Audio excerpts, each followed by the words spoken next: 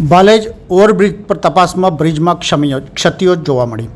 આણંદ શહેરના ભાલેજ ઓવરબ્રિજ 4 માસ અગાઉ 3 કરોડના ખર્ચે મરામત કરવામાં આવી હતી।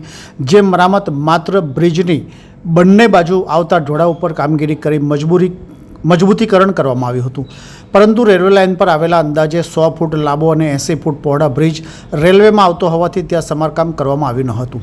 ગંભીરા બ્રિજની ઘટના બાદ સફાળું જાગેલું માર્ગ અને મકાન વિભાગ અને મનપાની ટીમો શહેરી વિસ્તારમાં આવતા ઓવરબ્રિજની ચકાસણી કરી હતી। ભાલેજ ઓવરબ્રિજ 1985માં તૈયાર થયા બાદ રેલવે લાઇન પર આવેલા 100 ફૂટ લાંબા બ્રિજની તપાસ દરમિયાન બ્રિજના કોલમમાં તિરાડો પડી ગઈ છે। કોલમના જોડાણ વચ્ચે ગેપ વધી ગઈ હોવાથી ફૂટપાથ પણ ગાયબ થઈ ગયો છે, જેમાં પાણી ભરાતા સ્લેબની પાર કોલમ પર ટપકતા તેને પણ નુકસાન થઈ રહ્યું છે। જે બાબતે સ્થાનિક પૂર્વ કાઉન્સિલરો મનપાની ટીમને જણાવ્યું હતું, જો કે અધિકારીઓએ જણાવ્યું હતું કે આ રેલવે વિભાગમાં આવે છે।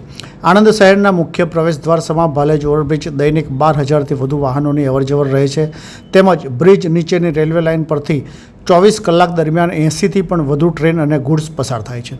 જો કે 1985માં તૈયાર થયેલા બ્રિજ હાલમાં જર્જરિત હાલતમાં જોવા મળી રહ્યો છે।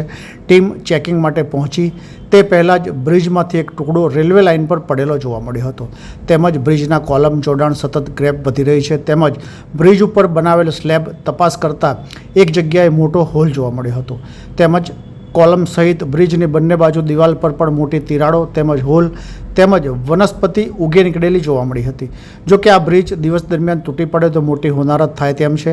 ગંભીરા બ્રિજની ઘટના બાદ સફાળું જાગેલું તંત્ર હવે શું કરે છે તે જોવાનું રહ્યું। ये है हलचल टीवी नेटवर्क और आप देख रहे हैं हलचल टीवी न्यूज।